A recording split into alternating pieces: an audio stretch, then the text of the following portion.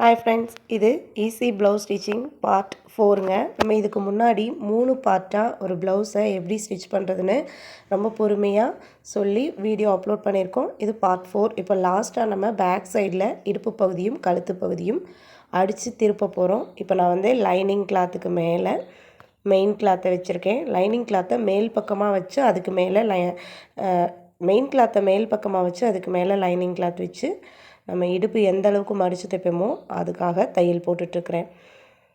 இந்த மாதிரி தையல் போட்டுட்டு அதுக்கப்புறம் நீங்கள் சுருக்கம் இல்லாமல் கரெக்டாக எடுத்து விட்டுட்டு கழுத்து பகுதியை தைச்சிங்க அப்படின்னா உங்களுக்கு தைக்கிறதுக்கு ரொம்ப ஈஸியாக இருக்கும். இப்போ பாருங்கள், நான் கழுத்தில் ஒரு பகுதி பாதி பகுதியை இது போல் சின்ன சின்னதாக மடித்து வச்சுக்கிட்டேன். ஒரு சைடில் இருந்து இன்னொரு சைடு வந்து ஸ்டிச் பண்ண ஆரம்பிச்சிருக்கேன். கழுத்தில் நம்ம 1/4 இன்ச் அளவுக்கு தான் எப்பயுமே வந்து தையல் போடுவோம், அப்படியே அடித்து திருப்புவோம். ஸோ நீங்கள் எந்த அளவுக்கு இடம் விட்டுருக்கீங்களோ அந்த அளவுக்கு அப்படியே அந்த வளைவுகளில் நிறுத்தாமல் கழுத்து பகுதியை நம்ம கரெக்டாக ஒரே அளவில் வர மாதிரி தையல் போட்டு அடித்து திருப்பி போகிறோம். நான் வந்து கழுத்து பகுதியும் கீழே இடுப்பு பகுதியும் அடிச்சிட்டோம். ஹார்ம்ஹோல் சைடில் இருந்து நமக்கு வந்து ஓப்பனாக இருக்கும். அந்த பக்கத்தில் அந்த ஒரு சைடு ஹார்ம்ஹோல் சைட்லேருந்து இன்னொரு சைடு ஹார்ம்ஹோல் கிட்ட கையை கொடுத்து நம்ம உள் பக்கத்துலேருந்து வெளிப்பக்கத்தை திருப்பி எடுக்க போகிறோம். இப்போது லைனிங்கில் இருக்க மெயின் கிளாத்தில் இருக்க அந்த எக்ஸ்ட்ரா கிளாத்தை கட் பண்ணி எடுத்துக்கிறேன். 2 கிளாத்லேயும் ஒன்றா வச்சு ஜாயின் பண்ணிட்டோம். அதுக்கப்புறம் அந்த எக்ஸ்ட்ரா கிளாத்தை கட் பண்ணி எடுத்துகிட்டு ஓரங்களில் நம்ம வந்து சின்ன சின்னதாக ஒரு சிசர் கட் போட்டுக்கலாம். சிசர் கட் போட்டுட்டு நீங்கள் அதை அப்படியே நான் ஏற்கனவே சொன்னது போல் ஆர்ம்ஹோல் சைடில் சைடு பகுதி ஓப்பனாக இருக்கும்ல, அந்த சைடில் கையை உள்பக்கமாக கொடுத்து வெளிப்பக்கத்தை திருப்பி எடுத்துக்கோங்க. எடுத்துட்டு கரெக்டாக கழுத்து பகுதியில் லைனிங் கிளாத்து உள்பக்கமாக போகிற மாதிரி வெளிப்பக்கம் தெரியாத மாதிரி வச்சு ஒரு தையல் போட்டுருங்க. இதுக்கு முன்னாடி நான் ஒவ்வொரு பார்ட்டாக தனித்தனியாக இதே போல் ரொம்ப பொறுமையாக சொல்லி கொடுத்துருக்கேன். நீங்கள் அந்த வீடியோஸ் பார்த்துட்டு இதை பார்த்தீங்கன்னா உங்களுக்கு ரொம்ப ஈஸியாக புரியும். இது இல்லாமல் நம்ம சேனலில் டெய்லரிங் சம்மந்தமாக நிறைய வீடியோஸ் அப்லோட் பண்ணியிருக்கேங்க. ஸோ மறக்காமல் நம்ம சேனலை பாருங்கள். உங்களுக்கு ப்ளவுஸ் வந்து கட்டிங் போடுறது சரியாக வரல அப்படின்னா உங்களுக்கு என்ன சைஸ் ப்ளவுஸ் பேட்டர்ன் போட்டு தரணுமோ மெசேஜ் பண்ணுங்கள். நான் உங்களுக்கு வந்து ப்ளவுஸ் பேட்டர்ன் போட்டு தரேன். நீங்கள் வந்து எந்த ஏரியாவில் இருந்தாலும் கொரியரில் வந்து நான் பேட்டர்ன் போட்டு உங்களுக்கு அனுப்புவேன். டெய்லரிங்கில் உங்களுக்கு ஏதாவது டவுட் இருந்ததுன்னா நீங்கள் மறக்காமல் மெசேஜில் சொல்லுங்கள். நான் உங்களுக்கான வீடியோஸ் வந்து அப்லோட் பண்ணுறேன். ஆல்ரெடி நம்ம சேனலில் நிறைய வீடியோஸ் டெய்லரிங் சம்மந்தமாக இருக்குங்க. ஸோ தேவைப்படுறவங்க பாருங்கள். இப்போது நம்ம கழுத்து பகுதியில் ஒரு தையல் போட்டுட்டோம். அதுக்கப்புறம் அப்படியே உள்பக்கமாக திருப்பி லைனிங்கில் ஷோல்டர்லேருந்து ஆர்ம்ஹோல்லேருந்து சைடு வரைக்கும் அடித்து இடுப்பு பகுதியில் அடித்து அடுத்த பக்கம் சைடு ஆர்ம்ஹோல் ஷோல்டர்னு ஃபுல்லாக லைனிங் கிளாத்தையும் மெயின் கிளாத்தையும் ஒன்றா வச்சு ஜாயின் பண்ணிக்கலாம். ஜாயின் பண்ணிவிட்டு எக்ஸஸாக இருக்க கிளாத்தை இது போல் கட் பண்ணி எடுத்துருங்க. எப்போவுமே லைனிங் கிளாத் வச்சு மெயின் கிளாத் கட் பண்ணுறீங்க அப்படின்னா ஒரு 1/2 இன்ச்சு எக்ஸ்ட்ரா வர மாதிரி மெயின் கிளாத்தை கட் பண்ணிடுங்க. இது போல் ஒன்றா வச்சு ஜாயின் பண்ணிவிட்டு அதுக்கப்புறம் அந்த எக்ஸஸ் கிளாத்தை கட் பண்ணி எடுத்துக்கலாம். நீங்கள் கரெக்டான அளவில் எடுத்து ஒரு வேளை மடித்து தைக்கும்போது கொஞ்சம் கிராஸோ இல்லை சுருக்கமோ வந்துருச்சு அப்படின்னா மெயின் கிளாத் வந்து பத்தாமல் போயிடும். அதுக்காக கொஞ்சம் எக்ஸ்ட்ரா எடுத்துக்கிட்டு தைச்சிங்க அப்படின்னா எக்ஸஸாக இருக்கிறத அப்புறமா என்னங்க அது என்ன ஒரு நிமிஷம் ஆகுமா, நம்ம கட் பண்ணி வந்து அதை எடுத்துக்கலாம். ஃபுல்லாக இப்போ வந்து நம்ம பேக் போர்ஷனையும் முடிக்க போகிறோம். அடுத்து இதை அப்படியே நம்ம வந்து டாட் பிடிச்சிக்கலாம். ஒரு ப்ளவுஸுக்கு தைச்சோன்னா என்னென்ன கம்ப்ளைண்ட் வரும், அதை எப்படியெல்லாம் சரி பண்ணலாம், அதுக்கப்புறம் ஷோல்டர் அளவு ப்ளவுஸு 28 சைஸுனால் அதுக்கு ஷோல்டர் அளவு எவ்வளோ வைக்கலாம், கழுத்து அகலம் எவ்வளோ வைக்கலான்னு வீடியோஸ் போட்டிருக்கேன். ஒவ்வொரு ப்ளவுஸுக்கும் முழு அளவுகளோட தனித்தனியாக ப்ளவுஸோட சைஸுக்கு தனித்தனி வீடியோஸ் வந்து அப்லோட் பண்ணியிருக்கோங்க. தேவைப்படுறவங்க செக் பண்ணிக்கோங்க. இப்போ நான் வந்து ப்ளவுஸுக்கு பேக் டாட் வந்து நான் மார்க்கிங் பண்ணுறேன். 4 இன்ச்சு கேப்பில் 3.5 இன்ச்சு ஹைட் வச்சு மார்க்கிங் பண்ணி லைன் பண்ணிட்டேன். இப்போ நம்ம லைன் பண்ணியிருக்க அந்த அளவுக்கு ஒரு 1/2 இன்ச் அளவு வர மாதிரி டாட் பிடிச்சிக்கலாம். கீழேருந்து அகலமாக வரணும், மேல் நோக்கி போகும்போது நல்ல ஷார்ப்பாக வர மாதிரி அந்த டாட் பிடிச்சி விட்டுக்கோங்க. கரெக்டாக 2 சைடும் 1/2 இன்ச்சுனா 1/2 இன்ச்சு கரெக்டாக வர மாதிரி ஆரம்பித்து நல்லா டேன் பண்ணி ஸ்டிச் பண்ணி ஆரம்பித்து மேலே கொண்டு வந்து முடிச்சிருங்க.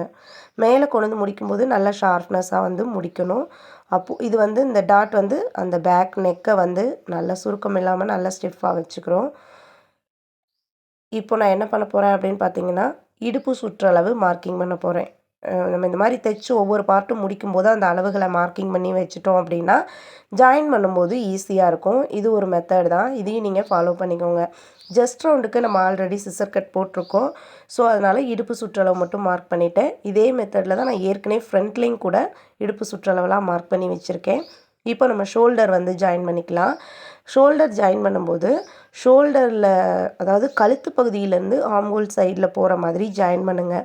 இது வந்து நான் ஒவ்வொரு வீடியோஸுமே சொல்லிட்டு தான் இருக்கேன். ஏன் அப்படின்னா நீங்கள் தைச்சு பழகுற புதுசில் கொஞ்சம் கிளாத் வந்து அகலம் ஜாஸ்தி கம்மி வரும், ஷோல்டரோட அகலம்.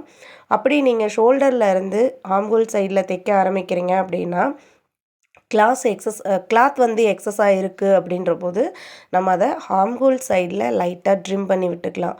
ஃபஸ்ட்டு ரீசன் என்னென்னா இந்த மாதிரி லைனிங் ப்ளவுஸ்லாம் அடிக்கும்போது நம்ம அடித்து திருப்புறோம் கழுத்தை. அப்போது நம்ம எக்ஸஸாக நம்ம ஷோல்டர் ஆம்ஹோல் சைட்லேருந்து ஷோல்டரை வந்து கழுத்து பகுதியில் தைச்சிட்டு வந்தோம் அப்படின்னா துணி வந்து ஃப்ரண்ட்லேயும் பேக்லேயும் அதிகமாக இருக்கும்போது நம்ம அடித்து திருப்பின கழுத்தில் கட் பண்ணி எடுக்க முடியாது. இன்னொன்று என்னென்னா நம்ம கழுத்து பகுதியில் கிளாத் எக்ஸ்ட்ரா இருக்குதுன்னு நம்ம கட் பண்ணி எடுத்தோம் அப்படின்னா அந்த கழுத்து அகலமாயிடும். அதுக்காக தான் நான் சொல்கிறேன், ஆம்ஹோல் சைடில் அந்த எக்ஸஸாக கிளாத் போகிற மாதிரி வச்சுக்கோங்க. இப்போ நான் கழுத்து பகுதி சுற்றி இன்னொரு தையல் போட்டுக்கிறேன். ஃபஸ்ட்டு ஒரு தையல் போட்டு நம்ம மடித்து திருப்பினோம். இப்போ அதை பக்கத்துலேயே ஒரு 1/4 இன்ச்சு கேப்பில் ஒரு கைடு அளவில் வர மாதிரி நான் இன்னொரு தையல் போட்டுக்கிறேன். டபுள் ஸ்டிச் வரும் கழுத்து பகுதியில், அதுக்காக நான் இன்னொரு தையல் போட்டுக்கிறேன்.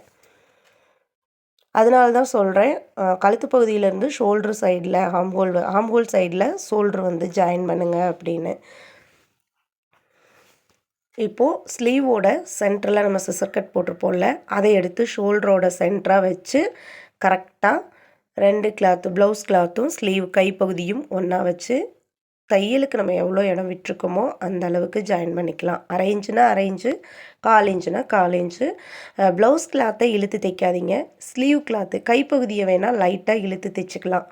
ஆனால் ப்ளவுஸ் கிளாத்தை இழுத்து தைச்சிங்க அப்படின்னா போடும்போது உங்களுக்கு நல்ல சுருக்கமாக பஃப்னு தூக்கிட்டுருக்கும்.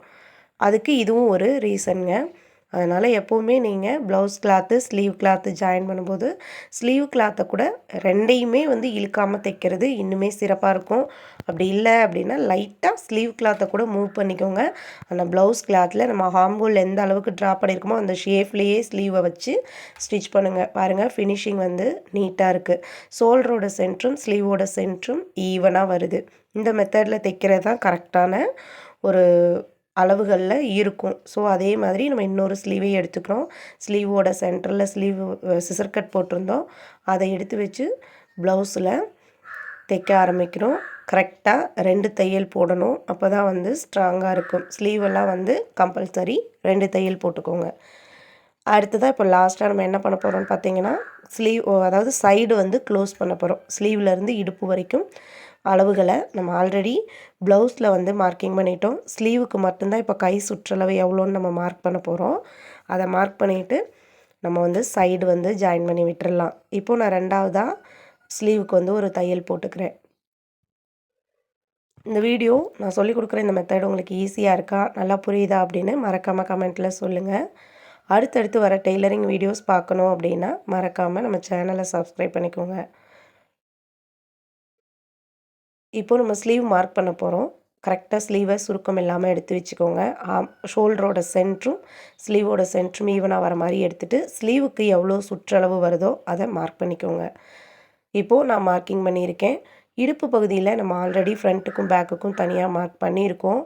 ஸோ அதை நம்ம இப்போது ஈவனாக எடுத்து வச்சுக்கோங்க. பேக் சைடு ஃப்ரண்ட் சைடில் நம்ம மார்க்கிங் வந்து ஒன்றா வர மாதிரி எடுத்து வச்சுக்கோங்க. எடுத்து வச்சுட்டு இடுப்பில் இருந்து ஃபஸ்ட்டு நல்லா ஒரு டேன் பண்ணி ஒரு ஸ்டிச் போட்டுருங்க. பிரிஞ்சு வந்துடக்கூடாது. அதனால் ஒரு தையல் போட்டு ஆரம்பிச்சிருங்க.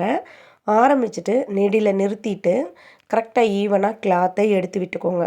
இடுப்பு பகுதியிலேருந்து அந்த கைப்பகுதி வரைக்கும் இது மாதிரி கிளாத்தை கரெக்டாக வர மாதிரி எடுத்து வச்சுட்டு ஸ்லீவோட சுற்றளவு மார்க் பண்ணியிருப்போம்ல, அங்கே வந்து முடிச்சிடுங்க. இதுக்கு அடுத்து தொடர்ந்து 2 அல்லது 3 தையல் போட்டு விட்டுருங்க. அப்போ தான் தேவை அப்படின்னா அவங்க பிரிச்சுக்கிறதுக்கு ஈஸியாக இருக்கும். இப்போது நம்ம வந்து ஒரு சைடில் க்ளோஸ் பண்ணிட்டோம். இதே மாதிரி இந்த கையோட சுற்றளவு வச்சே அடுத்த ஸ்லீவ்லேயும் நம்ம மார்க்கிங் பண்ணி ஸ்டிச் பண்ண போகிறோம்.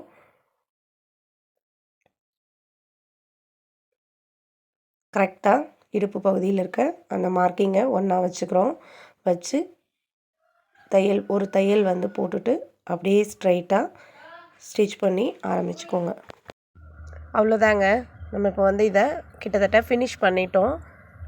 அடுத்த சைட்லேயும் அதே அளவுக்கு ஸ்லீவோட ரவுண்டை நான் மார்க்கிங் பண்ணிவிட்டு கீழேருந்து ஸ்டிச் பண்ணி அப்படியே ஸ்லீவ் வரைக்கும் கொண்டு போய் ஃபினிஷ் பண்ணிவிடுவேன். அதை தொடர்ந்து நம்ம 3 தையல் போட்டுக்கலாம். பிரிக்கிறதுக்கு தேவையான அந்த தையல் போட்டுக்கலாம். இந்த தையல் போடும்போது நீங்கள் கீழே வந்து பார்த்தீங்க அப்படின்னா இடுப்பு சுற்றளவு மார்க் பண்ணியிருப்பீங்க.